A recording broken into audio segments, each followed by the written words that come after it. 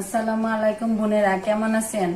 আশা করি ভালো আছেন। আলহামদুলিল্লাহ আমিও ভালো আছি। আজকে একটা নতুন রান্না করব, দুধ কদু। এই যে গ্যাটারের সাহায্যে কদুগুলা গ্যাট করে নিয়েছি কুচি করে। তারপরে গায়ের দুধ, সাথে দিব পোলার চাল, ঘি, তারপরে খেজুর, কাজু বাদাম, সবগুলা বাদাম দিব, দিয়ে রান্না করব। শাহি পায়েস রান্না করব লাউ কদুর, বুঝছেন? এখানে খেজুর গুলা কুচি করে নিচ্ছি।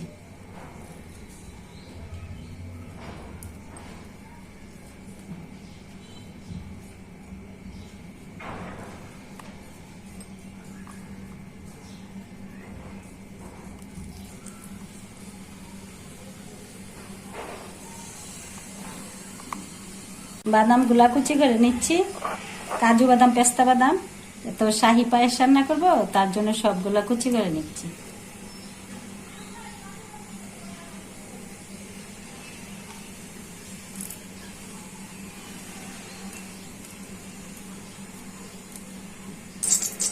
দিয়ে লাউটা ভেজে নিব।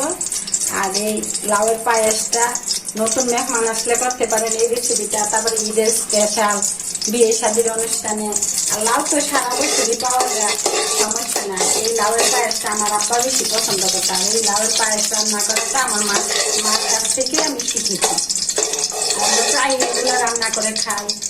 আর এই ঐতিহ্যবাহী খাবার, এগুলো সবাই রান্না করতে পারে না বা জানেও না। এরকম ঈদে অনুষ্ঠান বা নতুন মেহমান আসলো এগুলো রান্না করে খাবেন, একটা নতুন জিনিস, দেখতেও ভালো লাগে।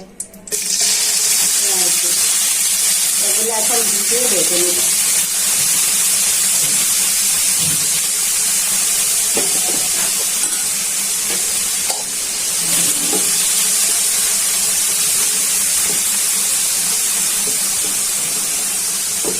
হাতের গাওয়া দিয়ে আমার আম্মা এই ঘিটা গ্রাম থেকে পাঠাইছে, নিজে হাতে কইরা।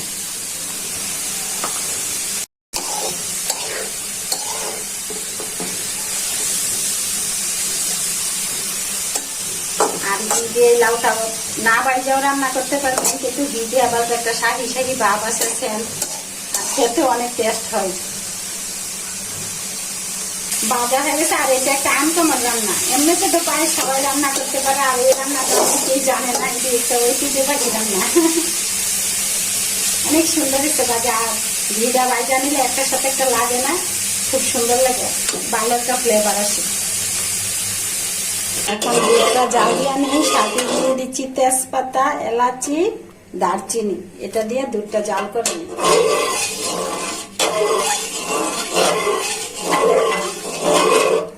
সাথে দিয়ে দিচ্ছি পোলার চাল।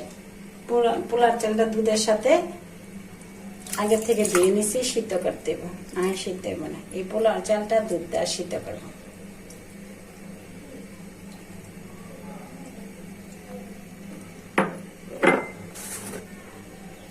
সাথে দিয়ে দিচ্ছি স্বাদ মতো লবণ, চাউলটা ফুটানোর জন্য। এখন আস্তে আস্তে দুধটা ভালো করে জাল করে নিই।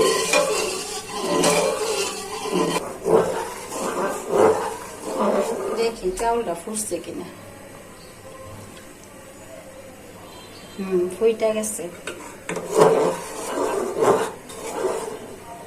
লবণ দা চাউলটা ফুটাইছি। আর চিনি আগে দিলে চাউল ফুটে না, তার জন্য চিনিটা পরে দিতে হয়। চাউলটা ফুটে গেছে, চিনি দিয়ে দিচ্ছি পরিমাণ মতো।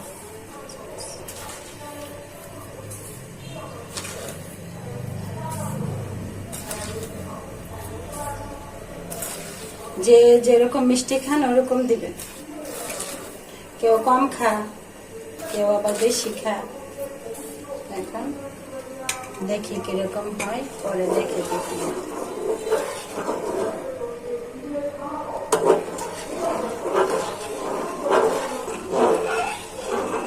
পোলার চালটা সিদ্ধ হয়ে গেছে, আর চিনিটাও ভালো করে মিশে গেছে। এখন দিয়ে দিচ্ছি আগে থেকে ভেজে রাখা লাউগুলো।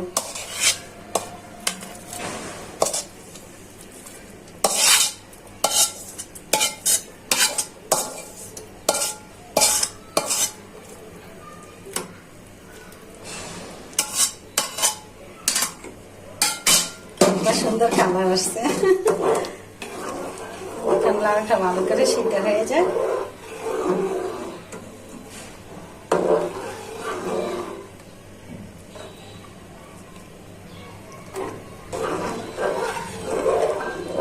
সিদ্ধ হয়ে গেছে লাউগুলো, এখন পরিবেশন করে আপনাদেরকে দেখাবো।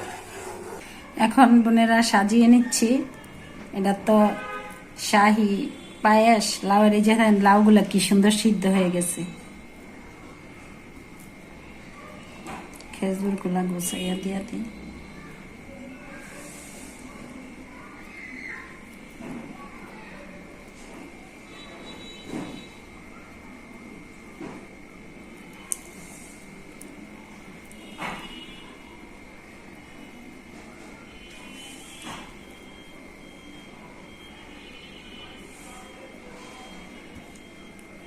এটা ফ্রিজে রেখে ঠান্ডা করে খেলে একবারে গাঢ় আঠালো হয়ে যাবে, গরম তো।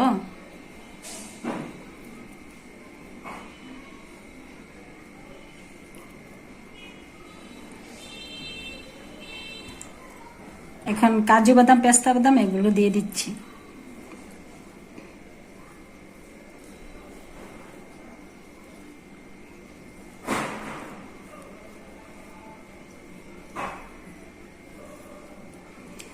এখন বোনেরা ভালো থাকবেন, সুস্থ থাকবেন।